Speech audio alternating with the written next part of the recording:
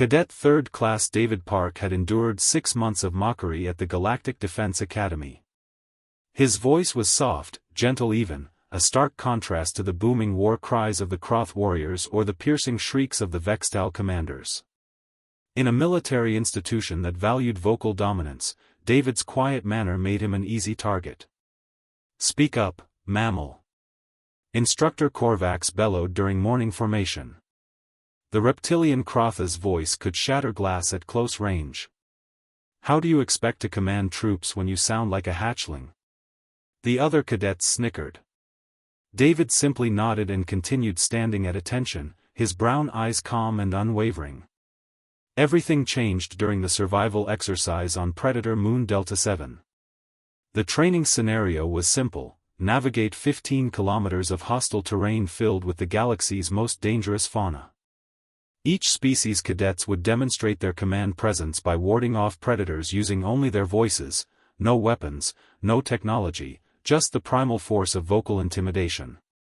The Croth cadets went first, their roars echoing through the crimson jungle. The local predators, 6-legged razorfangs and armored claw beasts, retreated grudgingly, responding to the challenge displays they understood. The Vextal cadets followed, their ultrasonic shrieks driving away most threats through sheer auditory pain. Then came David's turn. He walked calmly into the jungle, his breathing steady.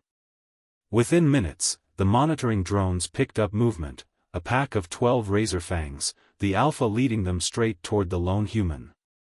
These creatures could shred an armored vehicle. The observation deck fell silent as cadets and instructors alike leaned forward. "He's dead," Cadet Zrixenael whispered. "Razorfangs don't retreat from soft voices." The pack circled David, growling, testing his defenses. The alpha, a scarred beast the size of a transport shuttle, approached to within 5 meters. Its muscles coiled to strike. David didn't roar. He didn't screech. He simply locked eyes with the alpha and said, in his characteristic quiet tone, "Sit." The effect was immediate and absolute. The alpha dropped to its haunches, head lowering submissively. The entire pack followed, their aggressive postures melting into something the instructors had never seen: complete obedience. One by one, the razorfangs lay down, some even rolling onto their backs in displays of submission. The observation deck erupted in chaos. "Impossible." Korvax's translator struggled with his shocked hissing. "Replay that footage." They watched it 17 times. Each viewing confirmed the same impossible reality: a human cadet with a voice barely above conversational volume had achieved what no amount of roaring or shrieking could accomplish. He had given a command, and apex predators had obeyed. Dr. Shanvara, the xenobiology instructor, pulled up her analysis, her tentacles quivering with excitement. "I understand now," she breathed. "Humans didn't evolve to challenge predators, they evolved to domesticate them." She displayed comparative data on the screens. Every species here evolved vocal dominance through aggression, louder, more threatening, more intimidating. But humans evolved something far more sophisticated: the command voice. It doesn't threaten, it asserts absolute authority. It bypasses the challenge-response instinct entirely and triggers the pack hierarchy protocol.